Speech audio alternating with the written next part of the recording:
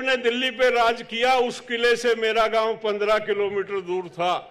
मैं आज भी युद्धवीर सिंह हूं, इसलिए हूं कि मेरी कौम में वो ताकत थी कि उनके हलक में लठ देते थे हमने लाल किला जो आगरे में है उस पे कब्जा किया, उसमें भूसा भर के आग लगाई, भूसा भर के आग लगाई उसके किले में, और उसके दादा की हड्डियों को निकाल के आग के हवाले कर दिया। ये थी जाट की ताकत औरंगजेब के सामने। लेकिन उत्तर भारत की तो गारंटी हम लेते हैं, जब तक जाट मौजूद है किसी से डरने की जरूरत नहीं है। संख्या किसी की कितनी हो जाए, जब तक जाट है सबकी प्रोटेक्शन है और सबको प्रोटेक्ट करेगा जाट।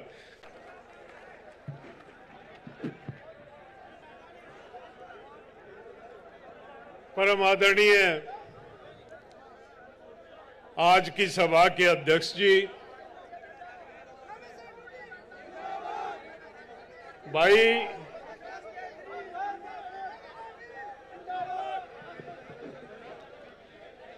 सम्मानित मंच, उपस्थित बिरादरी की सरदारी, माताओं, बहनों व नौजवान साथियों, मुझे पता आप लोग सुबह 10 बजे से आके यहां बैठे हैं और 10 बजे से इस समय तक बैठना ये एक बहुत बड़ी तपस्या। मैं आपका ज्यादा समय नहीं लूंगा।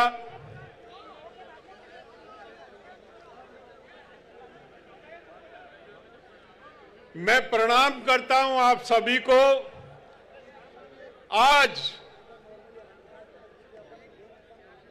भाई यहां मेरे पास मंच के पास ना बोलें, जिसको बात करनी हो पीछे चले जाएं, पीछे चले जाएं। ये कोई अनुशासनहीन कौम नहीं है, ये जाट कौम का जलसा है। जाट कौम में जो है अनुशासन नहीं तो जाट नहीं। यहां से हट जाएं आप।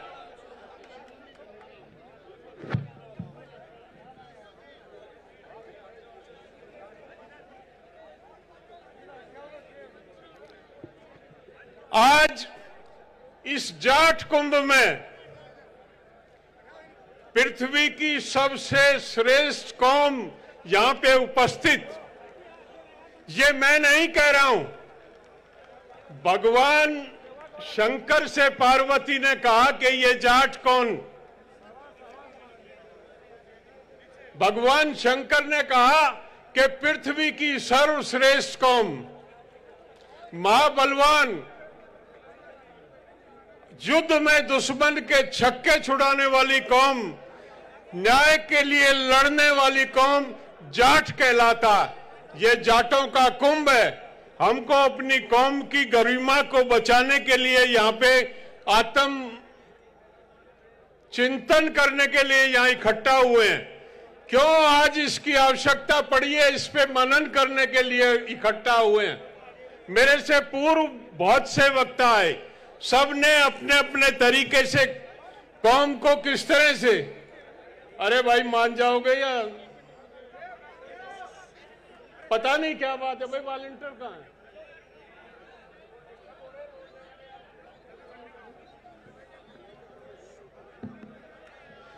बीमारी नहीं है हम लोगों को कि बोलने की बीमारी है, जहां माइक दिखा वहां बोलने लग जाते हैं। हम आए अपने भाइयों से बात करने के लिए, हम आए अपने संगठन के बिहाफ पे कोई एक कार्य नीति तय करने के लिए, जिससे हमारे कौम के नौजवान को दिशा मिल सके।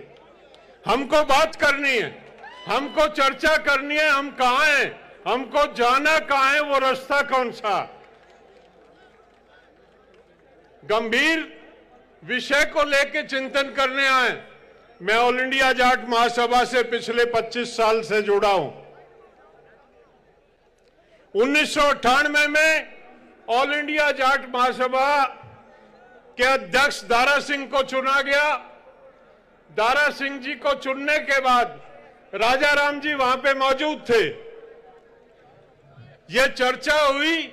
ऑल इंडिया जाट महासभा के 4 विषय तय किए थे चौधरी छोटू राम जी के जमाने में। ऑल इंडिया जाट महासभा समाज से सामाजिक कुरीतियों को खत्म करने के लिए काम करेगी। ऑल इंडिया जाट महासभा समाज के शैक्षिक उत्थान के लिए काम करेगी। ऑल इंडिया जाट महासभा समाज की आर्थिक उन्नति के लिए काम करेगी। ऑल इंडिया जाट महासभा समाज के राजनीतिक हितों का ध्यान रखेगी। ये 4 मुद्दे मैंने तय नहीं किए हैं, ये चौधरी छोटू राम जी के माध्यम से तय किए गए थे और इन्हीं 4 मुद्दों को लेकर ऑल इंडिया जाट महासभा निरंतर काम करती। 1998 में जिस समय दारा सिंह जी को अध्यक्ष बनाया गया, हमने इन 4 में से ये तय किया कि कौम की आर्थिक स्थिति को मजबूत करने के लिए क्या किया जा सकता। 1998 में 25 दिसंबर में दारा सिंह जी अध्यक्ष बने। 23 दिसंबर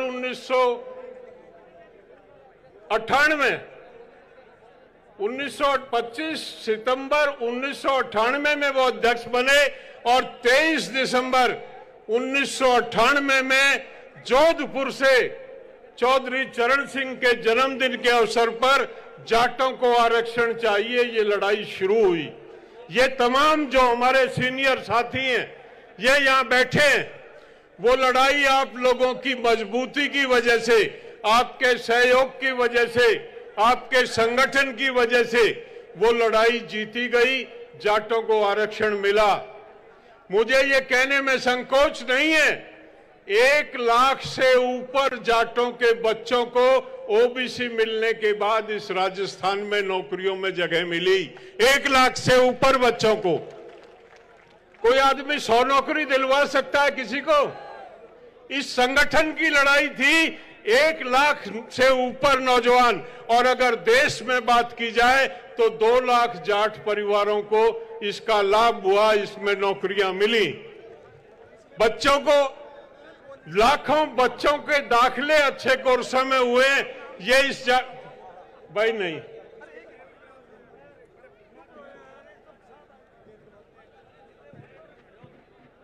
काम जब तक नहीं होगा, संस्था की उपयोगिता क्या है?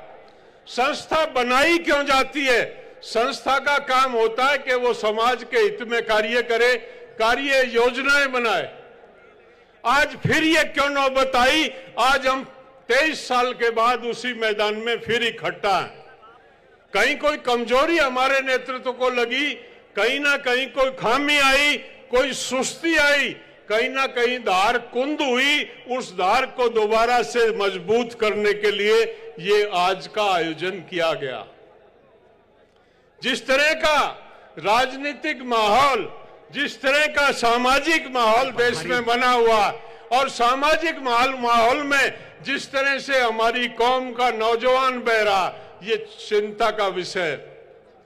अगर हमने अपने कौम के नौजवान को ये ना बताया कि हम कौन, हमारे पूर्वज कौन थे, हमारी क्या कुर्बानी इस देश और इस समाज के लिए है, वो बच्चे जानेंगे नहीं। बीच में एक युग आया था जब टेलीविजन के हिसाब से बच्चे बड़े होते थे, अब तो मोबाइल के हिसाब से बच्चे बड़े हो रहे हैं, उनको पता ही नहीं हम कौन है। हमारा इतिहास क्या है, हमारे पूर्वज क्या थे और किस प्रकार से उन्होंने संघर्ष करके इस कौम को श्रेष्ठ कौम के दर्जे को कायम रखा। जाटों ने हमेशा, जाट की फितरत रही है, जाट ने हमेशा कर्म में विश्वास किया, जाट ने हमेशा मेहनत में विश्वास किया, जाट ने हमेशा पोप और पाखंड का विरोध किया।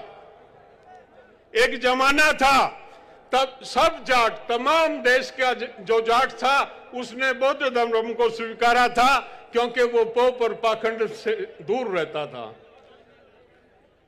एक समय फिर आया, 7वीं शताब्दी में 2.5 लाख जाटों का कत्ल किया गया था इस राजस्थान में। 2.5 लाख। माउंट आबू पे एक यज्ञ हुआ था। उस यज्ञ में एक जाति विशेष के लोगों ने एक जाति का जन्म दिया था और एक नया पोप और पाखंड इस प्रदेश में शुरू हुआ था। 1300 साल हमारे बुजुर्गों ने वो गुलामी सहन की। मैं यह बताना नहीं चाहूंगा, डिटेल से बताऊंगा तो बहुत लंबा समय लगेगा। आपने अपने बड़ों से सुना होगा कि आज से 100 साल पहले की स्थिति क्या थी समाज में हमारी, हम कहां थे, क्योंकि हम पोप और पाखंड का विरोध करते थे और वो शक्तियां मजबूत हुई, उन शक्तियों ने मजबूर होके हमारे समाज का उत्पीड़न किया। ऑल इंडिया जाट महासभा का गठन होने के बाद 1907 में ऑल इंडिया जाट महासभा का गठन हुआ। जाट ने अंगड़ाई ली और जाट ने तय किया कि अब ये जुल्म बर्दाश्त नहीं होगा, और उसी का नतीजा था कि सीकर में जब चौधरी छोटूराम आए थे, 1.25 लाख जाट पलकटी और कुआड़ी लेके उस सिस्टम को खत्म करने के लिए खड़ा हुआ था। उसी जाट महासभा के आंदोलन का ये नतीजा था। चौधरी छोटूराम पूरे राजस्थान का उन्होंने दौरा किया, वो सर्वे सर्वा थे उस टाइम जाट महासभा के। उन्होंने 2 बात कही हर मीटिंग में। चौधरी छोटूराम कहते थे, दुश्मन पहचानो, बोलना सीखो और दुश्मन पहचानो। बोलना तो सीख गया हमारा नौजवान, एक बात तो मान ली चौधरी छोटूराम की कि बोलना सीख गया, लेकिन दुश्मन नहीं पहचान पाए हम। आज हमको अपना दुश्मन पहचानने की जरूरत है कि हमारा दुश्मन कौन, हमारा मित्र कौन है, हमारा शत्रु कौन है। अगर उस पे हम काम नहीं करते हैं तो ये कौम कभी आगे नहीं बढ़ सकती। आज जिस तरह का राजनीतिक माहौल है, हमारी कौम को बखेरा जा रहा है, हमारे नौजवान को गुमराह किया जा रहा है, हमको उधर ले जाया जा रहा है जो हमारी नस्ल, जो हमारा डीएनए नहीं है, उस गली में हमको घुसाया जा रहा है।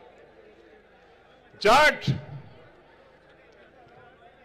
बहुत से लोग आज कहते हैं आज अगर आपको हिंदू बनना है तो एक दल विशेष का मेंबर बनना पड़ेगा, अगर आप दल विशेष के मेंबर नहीं है तो आप हिंदू नहीं रह सकते। भाई क्यों नहीं रह सकते? कौन हमको सर्टिफिकेट देगा कि हम हिंदू हैं या नहीं है? हम हिंदू थे, हम हिंदू हैं, हम हिंदू रहेंगे, कोई हमारे हक को छीन नहीं सकता। राम की बात करते हैं, हमसे सवाल करते हैं, हमसे बहस करते हैं। हमारा राम सोते राम, जागते राम, बैठते राम, उठते राम। किसान जब खेत जाने के लिए बैलों को खोलता है तो बोलता है ले राम का नाम। जब वो हल पे जुआ रखता है तो वो कहता है ले राम का नाम। जब वो गाड़ी के पंजारे बैठता है तो बोलता है ले राम का नाम। जब भी वो कोई शुभ कार्य करता है तो वो कहता है ले राम का नाम। लेकिन वो कभी किसी मंदिर में पानी चढ़ाने नहीं जाता। देखा है अपने बाप दादा को, अपने को, किसी को? ये अंतर आ गया जाट में। हमारे बाप दादा का राम उनके साथ रहता था, उनकी जेब में रहता था, निकाल के अपने से मिल लेते थे। आज हम राम को ढूंढने के लिए मंदिर में जाते हैं। एक पंडित जी कहता पानी चढ़ा दे। भाई पत्थर की मूर्ति है, ये तो वहां मकराना बनती है, एक कारीगर ने बनाई थी। बोला मैंने इसमें प्राण प्रतिष्ठा कर दी। भाई तेरा बाबू मरा, तने उसको ही प्राण प्रतिष्ठा क्यों नहीं करी? अपनी माँ की क्यों नहीं करी? अपने रिश्तेदारों की क्यों नहीं करी? अगर ऐसा ही प्राण प्रतिष्ठा करने वाला था, वो हमको बेवकूफ बनाता। आज से 50 साल पहले किसी गांव के, जाट के गांव में मंदिर नहीं होता था। शिवालय होते थे जोड़ के किनारे, औरतें थोड़ा सा दूध लेके लोटे में पानी में डाल के जाके उस पर चढ़ा देती थी। कोई उसमें पंडित नहीं होता था, कोई ढोंग और पाखंड नहीं होता था। आज हमारे बच्चों को पता ही नहीं है। आज हमारे बच्चे हरिद्वार जाते हैं, नंगे पैर भागे, कावड़ उठा के ला रहे हैं। अरे तेरे खेत में कावड़ है, तेरे खेत में गंगा।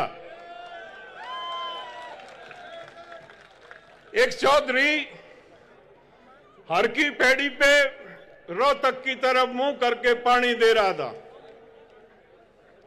भीड़ इकट्ठी हो गई। भीड़ ने देखा बूढ़ा पागल हो गया। उन्होंने कहा, जब वो रुक गया, भीड़ होगी, मजमा लग गया, तो उन्होंने कहा चौधरी साहब क्या बात थी कहने लगा मेरे गेहूं है उनमें पानी दे रहा हूं। कहने लगा खेत कहाँ है आपका? कहने लगा रोहतक है। कहने लगा चौधरी पागल हो गया, 250 किलोमीटर पानी जागा। अरे ये सूरज बोला करोड़ों किलोमीटर दूर है, इस बामण का पानी उड़े जा रहा है तो मेरा रोहतक जाने में क्या लगता। बहुत ही श्रेष्ठ कौम, कर्म प्रधान कौम, जिसने काम किया, जिसने मेहनत का खाया, जो समाज को लेके चलती है, जो किसी का बुरा नहीं चाहती, जो गलत बात में अपने बेटे और भाई के विरोध में खड़ी हो जाती है, जो न्याय के साथ खड़ी होती है, ऐसी श्रेष्ठ कौम है जाट कौम। कहां जा रहे हैं हम? किस दिशा में जा रहे हैं? कौन सी दिशा इनता हमारी कौम में बनी है? इसमें एजेंडा है सामाजिक कुरीतियों का, इसलिए बोल रहा हूं राजा राम जी कि इस पे बोला नहीं कोई। नेता आते हैं, वो अपने नेता, हर आदमी बेचारे की मजबूरी है, वो अपनी पार्टी की बताने लगता। समाज में हमको समाज ठीक होगा तो जाट ठीक होगा, और जाट ही नहीं रहेगा तो फिर करेंगे क्या इस धंधे का? बच्चों को जाट बनाओ भाई, बताओ हम जाट हैं, हम अन्याय से लड़ते हैं, हम पोपर पाखंड में नहीं पड़ते हैं, हम मेहनत करते हैं, हम हर उसके साथ हैं जिसका कोई नहीं है उसके साथ हैं हम। वो कौम है हमारी, वो जाट है। हमको काम करने की आवश्यकता है, हमको जुड़ने की आवश्यकता, हमको अपने आप को संभालने की आवश्यकता।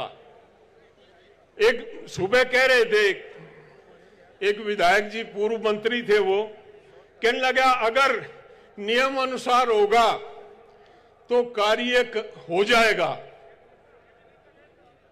अरे आपको नियम तोड़ने के लिए भेजा विधानसभा में, जो नियम हमारे अनुसार नहीं,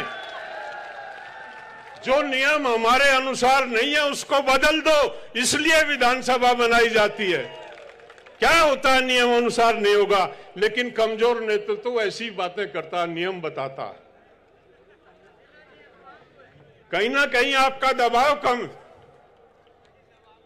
लाखों जाट बैठे हैं और नियम बताया जा रहा है। हम देवीलाल जी के साथ रहे, मुझे देश के जो क्रीम थी उनके साथ रहने और सीखने का मौका मिला मुझे। मैं चौधरी चरण सिंह के चरणों में बैठ के मैंने सीखी राजनीति में, 7 साल उनके चरणों में रहा। मैंने कुंभाराम जी के साथ काम किया, मैंने दौलत राम जी के साथ काम किया, मैंने नाथूराम जी के साथ काम किया, मैंने ओड़ा जी के साथ में काम किया, मैंने महेंद्र सिंह टिकैत जी के साथ में काम किया। जो तोप थी हिंदुस्तान में अपने समय की, मुझे सौभाग्य मिला सबके साथ काम करने का। एक दिन हम एक काम से गए, चौधरी देवीलाल जी के यहां बैठे थे, बोला हर्षवर्धन आजा भाई, ये बच्चे आए इस काम के लिए। तो हर्षवर्धन कहने लगा जी ऐसा कोई नियम नहीं है। कहने लगा वो नियम जो नहीं है ना उसको ले आओ, उसको बदल देंगे हम, काम तो यही होगा जो ये कह रहा है। ऐसा नेता चाहिए हमको, ऐसा नेता चाहिए इस कौम को, जो इस तरह से कौम की मजबूती के काम करे। आपको चुन दिया हमने, विधानसभा भेज दिया, आपका दायित्व है। गलत सही क्या होती है? हम कोई सूरज चांद तुड़वा के थोड़ी मंगा रहे हैं। हमारी गली नाली मोहल्ले की जमीन की छोटी मोटी समस्याएं कोई बदली है, कोई थाने तहसील का केस होगा, नियम क्या करेगा उसमें? तेरा काम ये है तू फैसिलिटेट कर लोगों के साथ। तो ये इस तरह की बातें करना हमको बिल्कुल एकदम से बड़ा, कहीं ना कहीं जब दबाव कम होता। हमने आंदोलन चलाया 13 महीने दिल्ली में। जब दिल्ली में आंदोलन कर रहे थे तो हमने घेराबंदी कर ली, 8 नंबर फेल हो गया हमारा, दिल्ली जयपुर रोड। दिल्ली जयपुर रोड का जुआ पकड़ने के लिए कोई तैयार नहीं हुआ। मैं मीटिंग में बैठा था संयुक्त किसान मोर्चे की। मैंने कहा भाई ये बड़े बड़े नेता हैं, पहले तो हरियाणा जो पड़ता है इस बेल्ट में ये योगेंद्र यादव देखेगा, रेवाड़ी क्षेत्र इसका पड़ता है, फिर अलवर वाले देखेंगे, उसके बाद हम आगे वालों को दुखी करेंगे। तो उन्होंने हाथ उठा दिया कि हमारे बस की बात नहीं है। मैंने कहा नहीं है तो इसको जाट महासभा देखेगी, इसको चौधरी राजा राम देखेंगे। 13 महीने राजा राम जी वहां बैठे रहे। इतिहास में पहली दफे नेशनल हाईवे नंबर 8 13 महीने बंद हुआ। ये जाट है, ये जाट की ताकत है, ये जाट का संगठन है।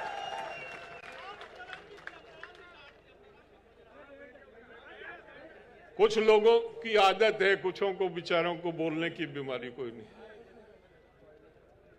कुछ लोगों को भेजा जाता कि सभा में व्यवधान उत्पन्न करना, क्योंकि आपके शुभचिंतक भी इस प्रदेश में ही रहते हैं, बाहर नहीं।